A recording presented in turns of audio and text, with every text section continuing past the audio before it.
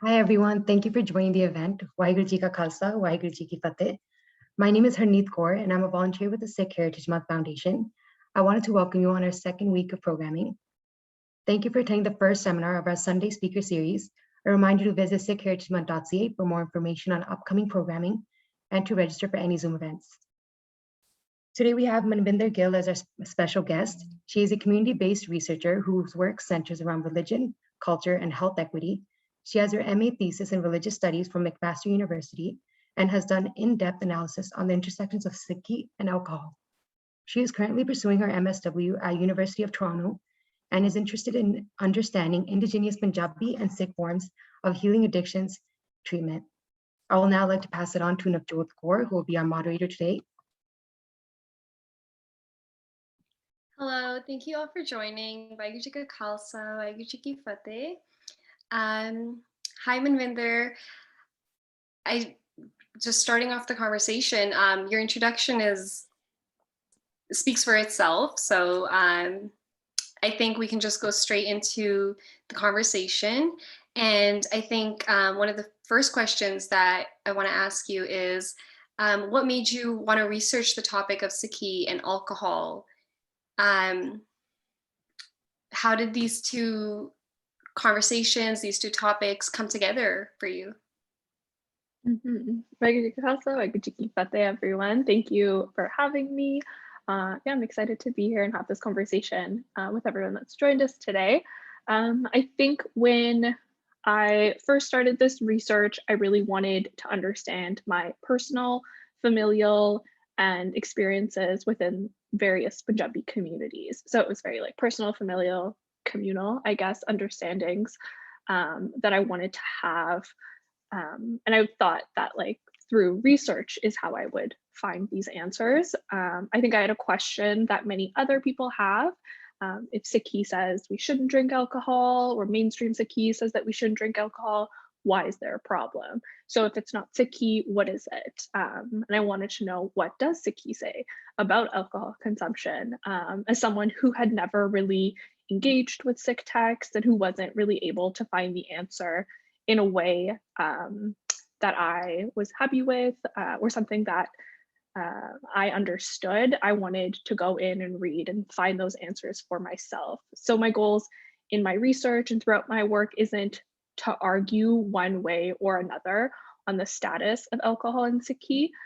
It's to think more about lived Sikhi and kind of these contradictions, I guess, that we see, and unpacking those. So how are individuals who have problems with alcohol relating to Sikhi?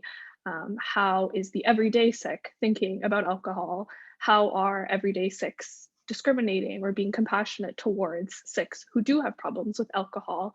And yeah, how are they being compassionate or discriminatory in their thoughts and actions? And what role does kind of Sikhi play in all of this? And I know people I don't know who this people is, but there are some individuals who don't like to include the everyday Sikh in their readings and in their understandings. Maybe it's the person that identifies as like a 2 out of 10 on a scale of 1 to 10 Sikh in conversations about Sikhi, because they're not quote unquote like a real Sikh, or they don't fit kind of this narrative of what we think a Sikh looks like or should act like or be like. But irrespective of if someone counts someone as a Sikh, they do count. And I think really in that, what I'm thinking about is inherited histories, and how that individual who is a 2 out of 10 Sikh is still inheriting a Sikh history. So is there room in Sikh spaces for Sikhs that are a 2 out of 10 who might have a problem with alcohol? Someone who is a 10 out of 10 and has a problem with alcohol? Kind of answer that question before we get into our conversation. I don't really think right now there is that space, but I think that space can be created. It's kind of a roundabout way of answering your question. Yeah, no, thank you. Thank you so much. And I think that really goes to say that like all the work you are doing, all the research and all the energy you're putting through into this topic is it's meaningful, and it's something that our community needs, and there's a gap that's being filled by the work you're doing, and hopefully by all the work you're going to be doing in the future as well. So I think one thing that I want to ask you to speak more about is how our inherited history as Punjabi or as Sikh individuals living in Western countries, what is our relationship with alcohol? Like, how would you, I'm gonna leave it up to you. How would you talk about essentially Sikhi and alcohol in the Western world? Where do we stand with that? And what are there concerns, or is it healthy? Is it understood? Yeah, that's like a pretty expansive question. I think there are just global issues around alcohol. I think alcohol is a really acceptable substance. It's really normalized, the consumption of alcohol, and particularly the overconsumption of alcohol is normalized, it's glamorized, it's romanticized, all of the eyes. It is definitely a substance it's acceptable to drink it, not in moderation. Binge drinking is commonplace and accepted. And I think that also rings true in Punjabi communities and Punjabi Sikh communities. So that is what I would say the status is. Yeah, maybe like a vaguer answer, but we can get into maybe why that problem exists, maybe particularly in Punjabi Sikh contexts, both in Western countries and in non-Western countries. Okay, perfect. I think the next question and something that we want to focus our conversation on is the intersectionality of Punjabi culture, Punjabi culture, Sikhi and alcoholism. So I think I'm just going to pass it on to you, and I'd love to hear more. Yeah, so I think I alluded to it before. So when we think about why there's a problem with alcohol in Sikh communities, we say, oh, it's a Punjabi issue, that it's a cultural problem. But I think we need to be careful when we blame Punjabi culture, because what are we doing? What are we saying when we're actually talking about Punjabi culture? What is our definition of culture when we do relegate it as the issue, or like the thing that is to blame for this problem? Like, what is our definition of Punjabi culture? Is there a definition, or are we kind of operating from our own experiences and we're kind of transferring those experiences to the entire Punjabi community, or to various Punjabi communities? Because there isn't just one. And I think community members do fall into that trap of thinking that we're all one homogenous community. And when we do that, it's dangerous. And I think we risk affirming colonial narratives that we are like Punjabi culture is a backwards culture that can't control itself, that is a culture that glorifies and romanticizes alcohol. I think we use Punjabi culture as our scapegoat, and then we kind of evade the real conversation. We forget about time and history and politics, and intergenerational trauma. I think both trauma historically and personal traumas that families experience. And when we do invoke trauma, I think we often remove it from power. So there was trauma, and how is that impacting the rest of the conversation that we're having about mental health? How is this trauma that we're bringing in, how is that influencing the conversation that I think South Asian communities really like to have about shame and stigma, like the shame and stigma that's attached to mental health problem in Punjabi communities and Sikh communities and South Asian communities? So I think we often bring up the trauma part and we kind of remove it from history and time and politics. And we can take the farmers' protests, for example, and increased rates of suicide, which isn't always tied to alcohol or substance use, but sometimes it is. I don't think farmers are a decontextualized group of people. If we get into the politics, as everyone has been talking about, it's not as simple as Punjabi people who don't talk about mental health. There are, I think, unaddressed structural issues that keep mental health challenges going. They perpetuate mental health challenges. I think there are there are issues that I don't think that therapy will solve. So indebtedness, the results of indebtedness, the outcomes of passing bills, I don't think, I think that's like that deep. If we think about, I think people, there's like the culture iceberg or the anger iceberg, like what's showing up on top and then what's everything underneath. And I think we often accidentally, like well-meaningly, fall into just looking at what's on top and what's most overt. And we continuously have that conversation about shame, stigma, about Punjabi culture, about music, how it's in the music, how it's a part of like Punjabi masculinity. But I think there needs to be more awareness. Like we need to take that next step. There needs to be more awareness about what a problem with alcohol actually looks like, because like I had mentioned, excessive consumption is quite normalized globally and within our communities. And people who do have problems may not even know that they have problems. So then how are we moving from that conversation, which I think we are having? If we kind of just do like a Google search or like just a little deeper, I think those conversations have been happening, but kind of what's the next step? What's the move that will push us from that conversation to the change? Like how are we denormalizing how we consume alcohol as a community? How are we practicing and modeling harm reduction? How are we moving away from the medical model of alcohol, where we call it alcoholism, and someone is labeled an alcoholic for life, and we treat them as if there's something like intrinsically to the DNA level, something that's kind of like sewn into their very being that is broken within them forever. Like they are just intrinsically a bad person. So how do we move away from that to a model of harm reduction, where agency is returned to the person who does have a problem? They're not automatically understood as a bad person, but as someone who's in pain and is using alcohol to lessen that pain, whatever it might look like. It might be physical, it might be internal. I think, I think moving from a medical model to a harm reduction model, where we meet someone where they're at and we move with them, is a lot more helpful than, I think, kind of scapegoating and blaming and forgetting about like the lived reality of that person. And I think, so in the medical model, kind of trying to bring it back to Sikhi, but in the medical model, we operate in binaries of good and bad. So I think Sikhi is, in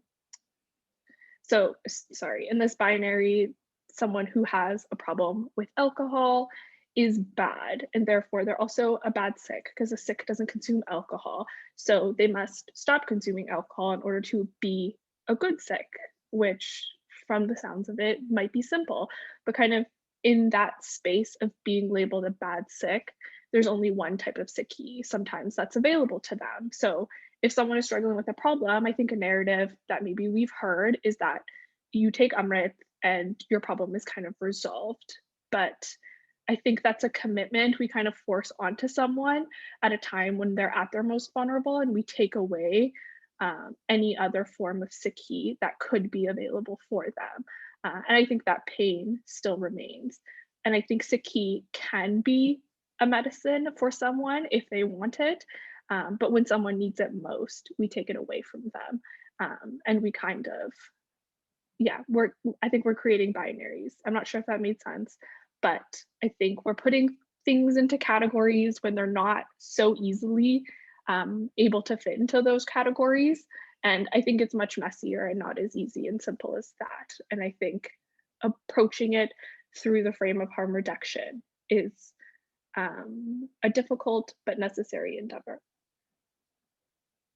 I love that you said a lot of times when Sikh individuals need Sikhi, we take it away from them and we create these categorizations of these levels of how sick you can be. And I think that can be really detrimental to mental health and to just general spirituality, and how we're working towards being an inclusive and safe community.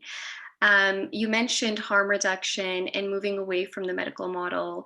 I think a question that many of us have is, what does harm reduction look like in Sikhi or as a member of the Punjabi community? How can we practice harm reduction in our communities? What does it look like? I think so often when we hear harm reduction, it's very,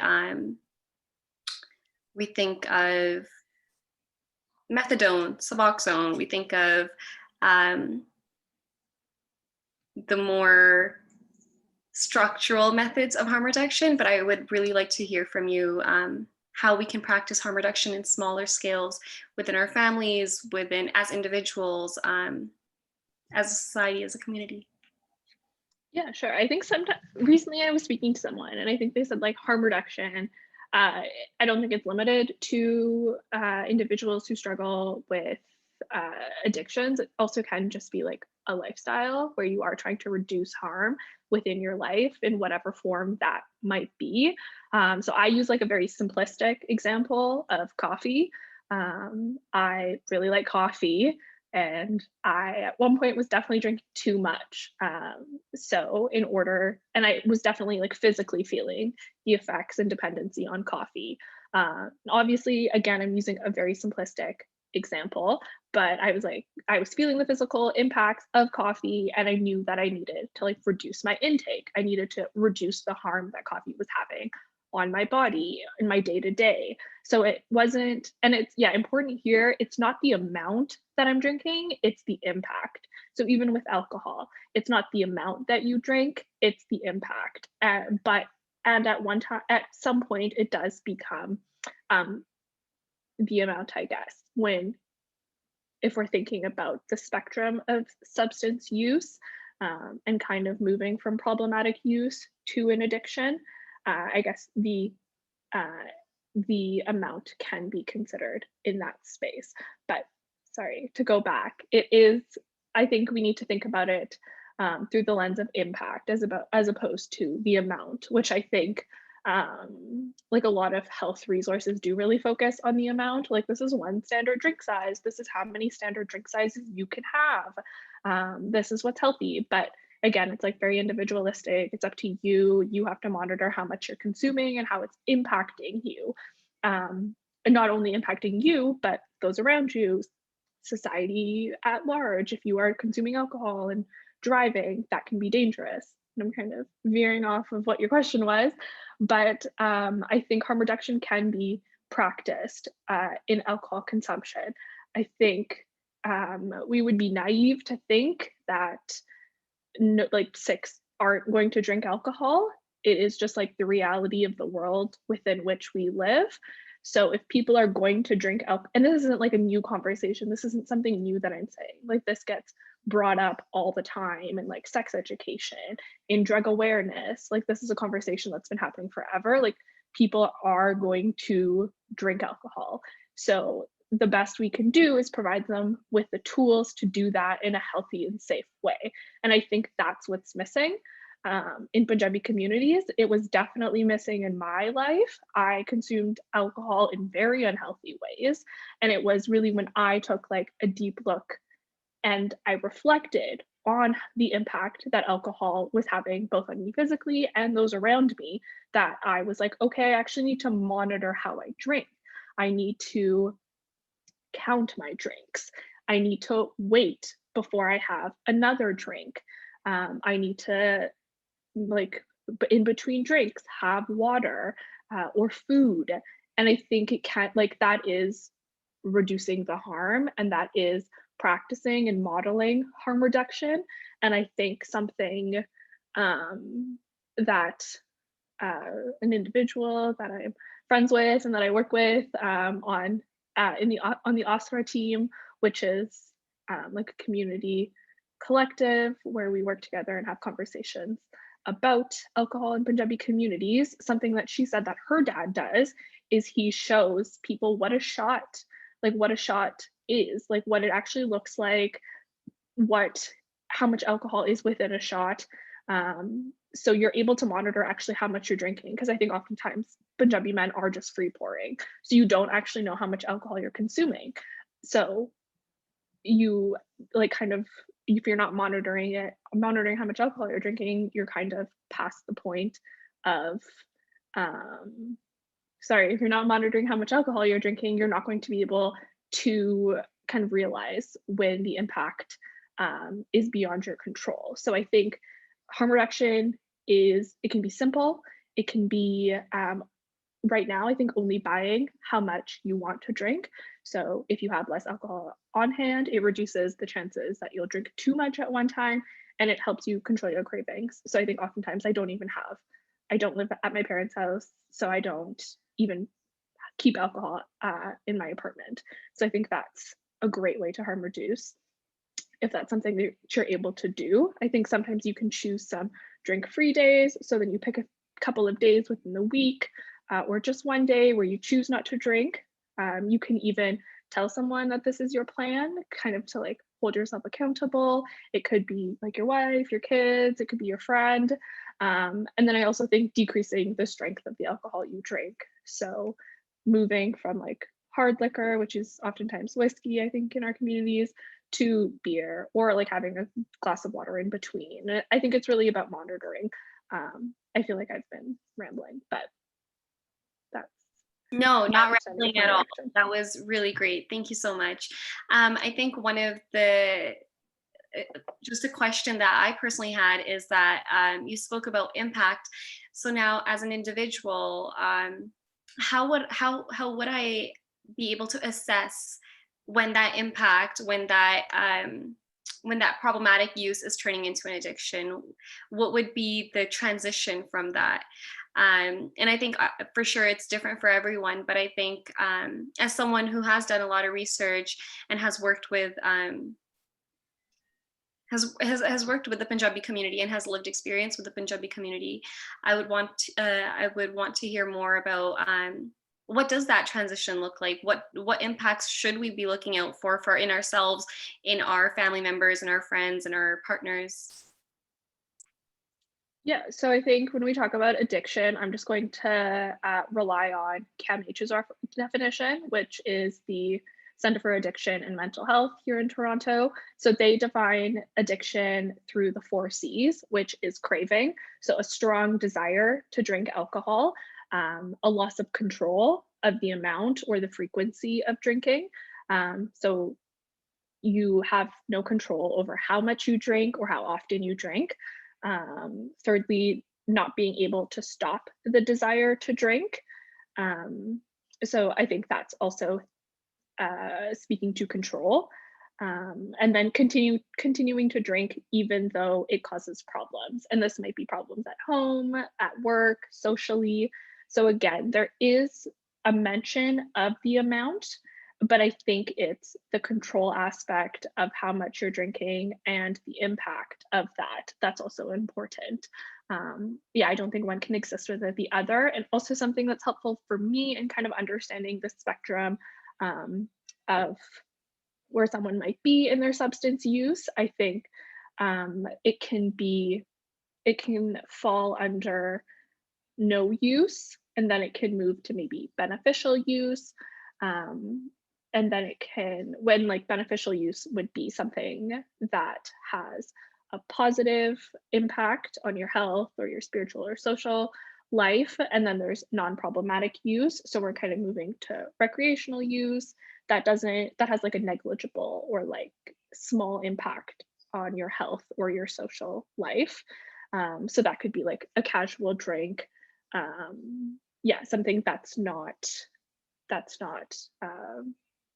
hasn't, I guess, shifted to problematic. And then problematic, it begins to have negative consequences for you, your family, and society. And I think when we speak about society, I think of like impaired driving or binge drinking. And then from problematic use, we can move to dependence, where the use becomes a habit and it's compulsive despite having these negative consequences. So maybe someone does want to stop, but it's kind of like, for me, it's a slow and gradual flipping of a switch where there is a biological component added to it. So once your body does become addicted to something, there are biological changes in our brain. So there is like a biological component that we should address. So the way that works is that alcohol stimulates your brain and it rewards the person who is drinking. And there's the release of a chemical called dopamine, which makes you feel good. So if you're drinking out, if your brain is like, I like to think of it as a brain that's like not lit up, but then once you have the alcohol, then your brain is lit up and you are feeling good. So you're not feeling so good, you have the drink, and then you're feeling good. So of course you would want to feel good. And that's kind of where this dependency on alcohol happens. Yeah. So I think eventually this kind of becomes not something that you're choosing, and then it becomes something that your body actually needs. Thank you. That was really good. And I think it's going to help us in gaining a little bit more self-awareness and just awareness for those around us, and to be better allies, and be better, provide better safe spaces for those around us and even for ourselves. And I think that takes us to the next question of how can the community step up and become better allies to individuals or to groups of our community that are facing issues with alcohol. Yeah, I think that can be one of our last questions before we address the question and answer chat box. Does that sound good? Sure. Yeah. Yes. Yeah. I think the community can help through educating themselves. I think once you have garnered some sort of knowledge around what a problem with alcohol looks like, what healthy consumption of alcohol looks like, what harm reduction looks like, I think that modeling that I was talking about before of consuming alcohol in like a healthy way is possible. And I think it's helpful to kind of challenge that narrative that Punjabi communities don't know how to drink alcohol, that they're binge drinkers, that like alcohol consumption is like a core component of what it means. I'm sorry, excessive alcohol consumption is a core component of what it means to be Punjabi. So I think modeling healthy alcohol consumption is really important and helpful. Like when you're in a public setting, and I know it's obviously so difficult to kind of challenge that narrative, and especially as like females who often like are still drinking in secret, like modeling that safe drinking practices, like you can just have one drink or as many drinks as you are safe for you, I think can be really helpful. Because again, I think people are still going to consume alcohol. So it's not to kind of scare people out of consuming alcohol, it's to really meet them where they're at and hopefully provide them with the tools to consume alcohol in the safest and healthiest possible way for them. So again, yeah, I think it's that really like meeting someone where they're at and moving with them. And I think it becomes really, really difficult when you personally engage with someone in your family that struggles with a problem with alcohol. And I think that's maybe where compassion is most needed, and where it's like definitely, I think, the hardest sometimes to meet that person. When I have conversations with family members who are impacted by a loved one's problem with alcohol, it's always like, how do we get them to stop? Like, I want them to stop. But I think if we're thinking about change goals, which I think is something like lingo that's popular in like spaces where people are providing services to individuals who struggle with alcohol. So if we're thinking about change goals, I think meeting someone and asking them what their change goals are, if they have any, is important. So I think again, like we're attempting to give agency to the person who is struggling, because more often than not, they don't want to stop. So that becomes, I think, maybe a point of grieving for you when you're thinking about you engaging with a loved one who doesn't maybe want to stop drinking, and then it becomes kind of a healing and grieving that you are unfortunately then having to undergo. Thank you. That was really helpful. I think we can just go straight into the question and answer chat box, and I'll just read them out and we can discuss. So anonymous, the first anonymous question is, it would be interesting to understand if your research links alcohol abuse to domestic abuse or violence. And I think that's in the context of Punjabi culture in our community. Yeah, my research does not directly address um, domestic abuse or abuse more generally, or violence in Punjabi communities. That's not. I would say like this is an expansive topic. I try to hit as many intersections as I could. I even today we haven't really had time to talk about caste and the role that caste plays in the perpetuation of these problems. I know we mentioned music, but it was like very offhanded, and we didn't get to talk about like what role does the Jet caste play in the consumption of alcohol. But my work doesn't right now directly talk about abuse, but of course there is a link between alcohol consumption and domestic abuse or violence. Yeah, I'm not sure what the question is, but that's my answer. No, I think you answered that exactly as it was asked. Angie sent a message saying ownership of the issue as a family unit, not pinning the addict as the only problem. Alcoholism is definitely something that encompasses so many different variants, which makes someone turn to a substance. I think she accidentally sent, like, hit send. So it's okay, Angie. Her question is, how do we teach non-judgment in order for people to come forward? Sikhi and taking Amrit is definitely not easy. Many go through this and still suffer silently. Sikhi comes in so many different forms. So I'm gonna pass that over to you because I think that's something that you've touched upon earlier as well. Yeah. So I'm operating off the idea that the question is, how do we teach non-judgment in order for people to come forward?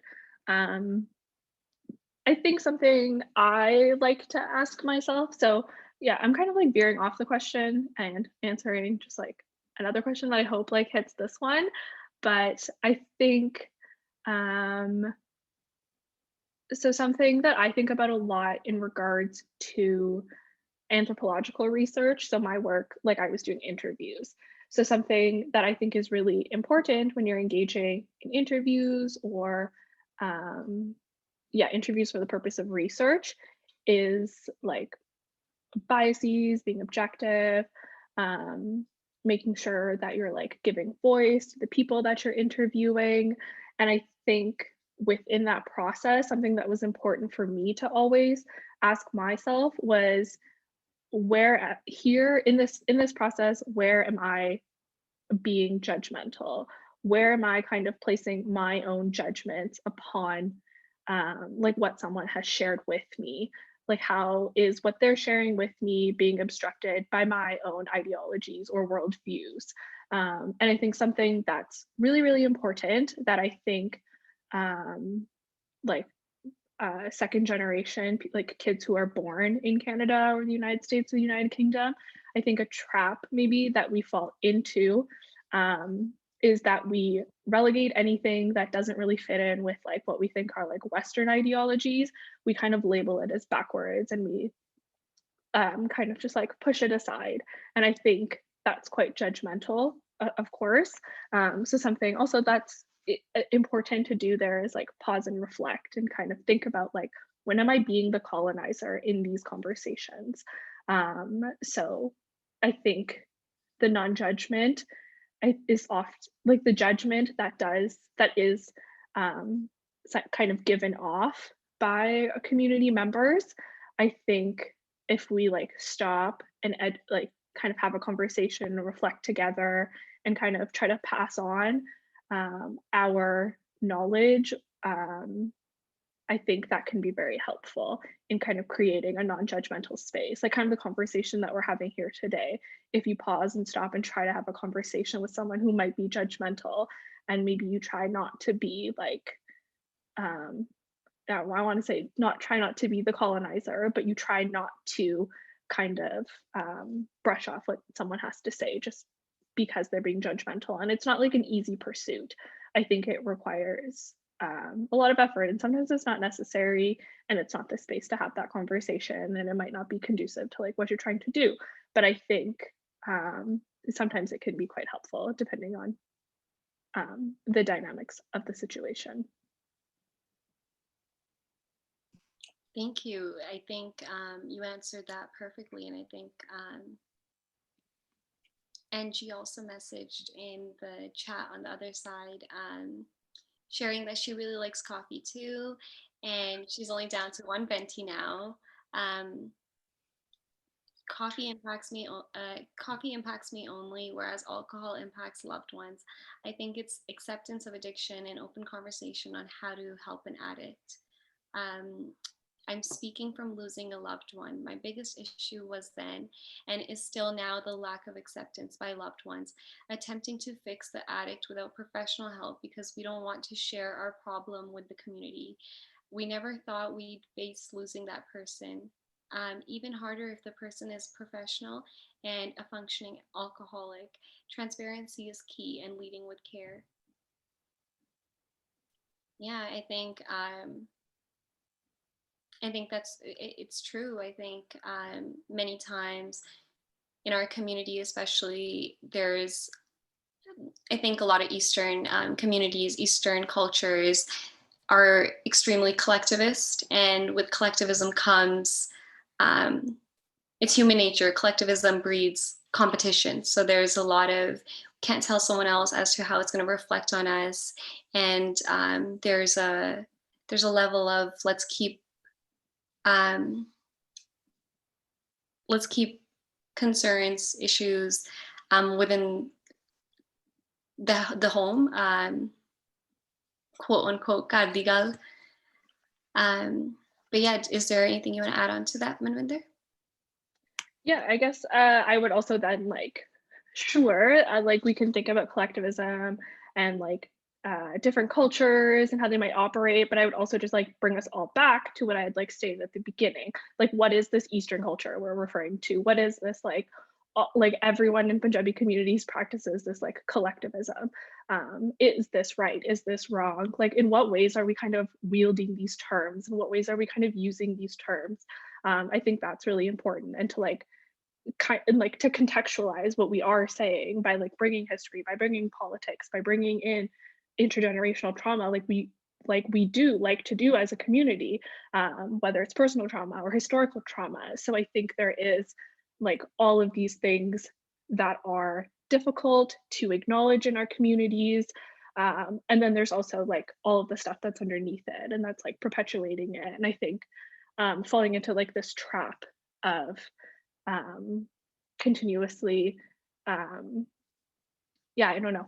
I think, yeah, falling into this idea that falling into this trap, I guess, of like decontextualizing ourselves, of not understanding like the various impacts that are all like the various, the various ideologies, the various worldviews, which is essentially the same words. But I think, the various things that impact what we understand as like Eastern cultures or collectivism, I think we shouldn't forget to contextualize. Moving back to the question and answer box, someone asked, how would you define Punjabi culture? I'm happy to like send you my thesis. It's available like free form on like McMaster's website. But I think there isn't like a singular definition for culture. I think culture is always changing. It's like a messy thing to try to define. I'm not here to define Punjabi culture. My idea of Punjabi culture is very like personalized. I think in my experience, particularly in diasporic communities, like even my definitions of certain words are very contextualized to my house. So if we like think about the ways that I understand certain Punjabi words as someone who doesn't read Gurmukhi, who like grew up in my house where that word perhaps was used in a certain context, I think my understanding of that word is very specific. And then if we kind of like blow that up, my understanding of Punjabi culture is very contextualized to my house and my experiences. So I would never say my definition of Punjabi culture is the universal definition of Punjabi culture. It's always changing, it's fluid, it's not up to me to define. And I don't think like I could define it for you right now, but I think something that we do is that we relegate certain things to be Punjabi culture. Like, yes, we could say like Bhangra music or Bhangra generally is a Punjabi cultural, like a piece of Punjabi culture, but that's not like the full definition. For example, in one of my interviews, someone had never heard of like a beg. So when you drink alcohol, like uncles, I guess, when you're drinking, like the drink is called a beg, like begwana, like we're gonna have a drink, but that wasn't something that this individual had ever heard of. So I can't say that that is like what Punjabi culture can be defined within. I think it's very personal and like, yeah, rooted in your own experiences. We could try to define it, but I think I'm not, sure what the function of doing that would be or how helpful that endeavor would be. But thank you for your question. I understand the sentiment. It's confusing and hard to like grip with the fact that there maybe isn't a definition, a universal definition for what gets counted as Punjabi culture. So our next question, it's a question. It's a long question, and Mandeep Singh sent it. So thank you, Mandeep, for that. I totally support the idea of not judging stigmatization of people's issues with substance abuse, as that's not how to deal with these problems by simply saying you're bad. However, I do take issue with accepting a normalization of substances that alter your mental state when the lifestyle Guruji asks us to aspire to is not to take substances that impact your state of mind. Why normalization and acceptance when that's not Guru's message? These behaviors need to be challenged, eliminated through harm reduction and compassion, not judging, as this doesn't work. Yeah, I totally respect that. I think that would be an ideal for some community members. But I don't think, like kind of like I said, I think lived Sikhi doesn't always mimic our maybe ideal understandings of what Sikhi should be. So I think if someone is wanting to stop alcohol consumption, I think that is a decision that is up to that person. I think we can advocate for sobriety if we want to, but so I think if you like advocate for sobriety and say that that's the only option, I think that makes it difficult for someone who doesn't want to be sober. So then sometimes it seems that the only option is to continue drinking alcohol when you don't have that harm reduction option available to you. And maybe harm reduction does result in sobriety or stopping alcohol consumption. But maybe that harm reduction just leads to you drinking alcohol in less harmful ways. So I think that drinking, if someone is going to keep drinking alcohol, I would rather they do it in ways that are reducing harm as opposed to consuming in unhealthy ways that moves from problematic use to dependence, because they don't see the possibility of continuing to drink alcohol in a healthy way because they think that the only other option is sobriety. So I think it's fine for all of us to have all of our opinions, but I think when we're talking about someone who actually struggles with a problem with alcohol, I think advocating for sobriety is sometimes used as a scare tactic, and it eliminates like the possibility of even harm reduction. So that kind of like middle space where they could be consuming alcohol in a healthy and safe way is eliminated altogether. I hope that made sense.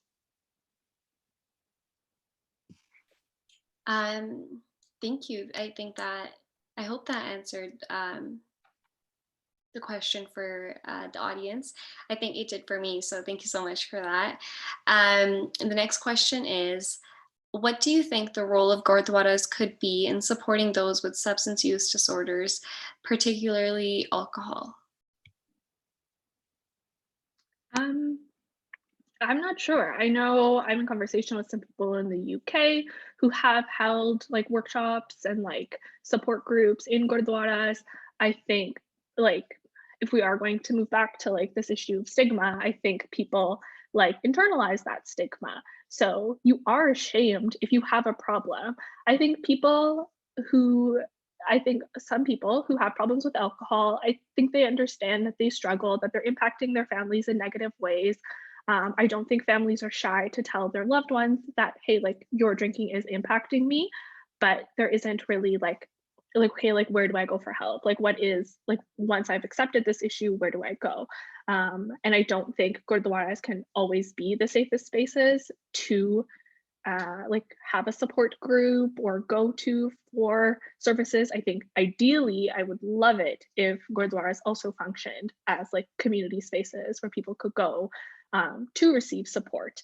But I think like I'm imagining someone going to the, and I know this is true in like the examples that I've given of support groups in the UK, like people are ashamed to go to the Gurdwara at a certain time for a support group because people know why you're walking into the Gurdwara. If someone sees you, that like internalized shame that you have, like they're going to see you, they're going to tell someone, because we have a narrative that people who drink alcohol, who have problems with alcohol, are bad people. So I don't know if everyone would feel safe or comfortable going to a Gurdwara to seek help. But I think ideally, like I think a Gurdwara should be or could be a space where, yeah, people go to for support. I'm just going to direct our attention towards the chat box. Angie just messaged saying Gurdwaras have space, access to and for the community to hold open and closed group sessions. Okay, you just touched on it. If someone is looking for access to therapists, where can you direct them to? Yeah, I think Gurdwaras are also important because they are often the first spaces that people go to when they're in a new city, when they're in a new country. So I think something as even as simple as like a poster for like a support group being pinned at the Gurdwara, or like sending out a message, leaving a phone number, just like doing it in like the most safest and like anonymous way possible is great. So even utilizing the space in that way can be helpful. If someone is looking for access to therapists, so the website that like myself and some other youth have been working on is called asranow.ca.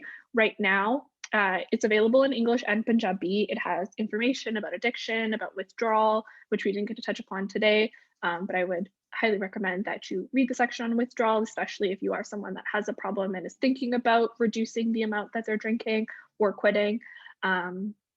Yeah, so it has information Punjabi and English about all of that. And then right now it does have resources for people in British Columbia. And we do internally have a list for Ontario. We're just in the midst of updating our website. So if you send, I'll send the email in the chat, but if you send us an email, I'm happy to share that like Excel spreadsheet with you, because I don't think it'll be on the physical website until summer, but I can send that email now. And I think it's also important to note that when we're looking at the biopsychosocial spiritual model, spirituality and religion can be a great protective factor for those struggling or concerned about mental health or substance use. So Gurdwaras are a great resource when Gurdwaras, Sangat, when we're connected and when I'd like to hope when we're all safe and kind and compassionate towards one another. And So Raj in the question and answer box sent a question. Have you found your research has been welcomed, or do you find that the community does not want to accept it? My experience of these discussions is that they're still seen as taboo and no one wants to acknowledge it openly. I don't think there's ever been, or yeah, I'm not like super vocal about my research. I do, yeah, try to be as open about it as possible. I am also like someone with feelings, so being attacked on the internet isn't always a fun experience. But I think when I do share it, I don't think there's a denial that this problem exists. I think there's maybe a little bit of judgment and stigma and shame, whatever you want to kind of pin it on, around how we can maybe address problems with alcohol. But I don't think I think it's like quite an overt and open problem. So in my experience, there hasn't been like denial that there is a problem, but I think there's more hesitance on how to address the problem. And maybe there's a little bit of judgment and like pushback on thinking about the role that Sikhi has, because I think when you invoke religion, there's of course going to be a lot of disagreement. So there's a lot of conversation around like what I stated in the beginning, like Sikhs don't drink, so if you drink alcohol, you're not a Sikh. Well, like the reality is like the two can exist at the same time. So how do we make space in compassionate and kind ways for Sikhs that do drink alcohol? I think that's, yeah, definitely where the pushback occurs. I just want to touch back on one of the questions that we had earlier. Mandeep Singh sent another message. I agree it's up to the individual. Agree also that talking about sobriety can create stigma, so it is a balancing act. Given this, however, it is Sikh Heritage Month. Let's advocate for the Guru's message, which is getting to sobriety, but let's do it with compassion. Great work you're doing, great idea about the Gurdwara. And wait, you get attacked online for this? Yeah. Thanks, Mandeep. I am not sure what Sikh Heritage Month's stance is on alcohol. I myself do advocate for harm reduction in putting agency back in the person's hands. If the person who is struggling wants to be sober, that's something I'll respect. But as someone who is going to be like a healthcare professional who is going to be doing counseling, and yeah, addictions work, I think stringent sobriety is not something that I advocate for. Yeah, and I apologize if that's offensive to anyone, but I'm really an advocate for meeting someone where they're at, moving with them, letting them make decisions for themselves. But I also respect those who advocate for sobriety. Another question that we received is, thank you for this talk. I think there is not enough awareness of intergenerational trauma in the Sikh community to those within and outside of the community. There is so much resilience within Sikhs regarding the long history of oppression and genocides we have faced, but there are aspects of trauma still present. Can you speak a bit about what intergenerational trauma is and how it shows up in Sikhi? Yeah, thank you, Raj, for that question. I think it manifests in what we speak about, what we don't speak about. Yeah, I think that's like a really expensive question. Something that I talk about in my work is this, kind of the history of oppression and genocide that follows Sikhs. So it's like an internalized psyche. So we're talking about like the Shota Kalugara, the Badda Kalugara, thinking about 1984, we're thinking about the partition of India, we're talking about maybe the farmers' protests that are happening right now. And we're thinking about the impacts of those, both in the personal sense and in the historical sense, the ways in which that I think that trauma gets carried with us, and the way that that impacts, I guess, how we interact and express our emotions, and how intergenerational trauma gets internalized. Um, I Yeah, and then how that gets passed on to various generations. I think we could think, like, I could use my family as an example. Like, my grandparents perhaps went through, or not perhaps, they did go through like the partition of 1947, and then my parents went through um, the 1984 genocide. And then how does that impact their mental well-being? How are they able to have conversations about what they experienced and lived through? And then how are kind of maybe that like suppression of not speaking about those experiences and not understanding how to like cope with experiencing or being witness to such events. How is that passed on to your children? How are they further understanding how to engage with their emotions or express themselves, or what coping mechanisms are they going to use? So if you are witness to a genocide, how are you coping with that? Is your strategy to drink alcohol so you're not thinking about what you have witnessed? And I think that's something that's learned very early on when you're a child, how parents interact with their emotions or the coping tools that they use. So when maybe there's something that you are hurting about, perhaps not to relegate some, yeah, not to like draw similarities or comparisons between different experiences, but how are you kind of stemming that pain? I think oftentimes we go to what coping tools we've learned. So maybe we also start drinking alcohol to cope with pain. So that's, I think, one way in which intergenerational trauma is passed down in coping mechanisms. Thank you. And I think you answered that perfectly.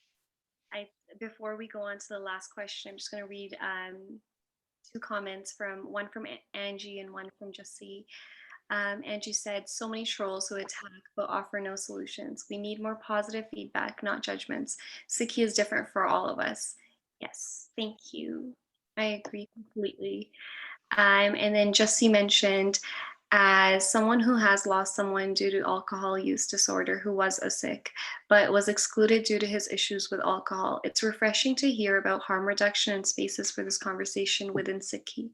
Thank you for your attention to harm reduction. There's lots out there about sobriety already for those that it works for. Thank you for your work. I'm so sorry you lost someone, and thank you for your message. Thanks, Jesse. I think it's my friend Jesse. So hi, Jesse, and also thank you for your kind comments and for attending. I think, yeah, I agree. I think there is a lot of space for people who do want to be sober. And I think that, again, is like always presented as the one path, but I think there are many paths towards leading a healthier life and having a healthier relationship with alcohol. So I think it is helpful to illuminate all of those paths. And now just for our last question, what is next for your research? Great work and thank you. Yeah, I'm not sure. I am currently in my Master of Social Work program. We do have a thesis option, if I'm just going to be candid. I do have some funding, so hopefully I get to engage in some research. In the upcoming year, I am thinking about it, but really I'm interested, as my bio says, in understanding indigenous, Punjabi and Sikh ways of engaging in treatment for people who have problems with alcohol, and creating spaces that advocate for the various different ways in which people might want to change their relationship with alcohol. So yeah, just thinking about that more, and thinking about definitions of culture and religion, and how those can be used to better understand people who have problems with alcohol. a vague answer, but that's kind of where I'm at. I'm just going to be truthful. And for myself as well, great work. We're so appreciative of you putting in so much effort in working on filling these gaps that we talked about today in our community. Thank you once again. And I'm gonna pass it back to Harneet now.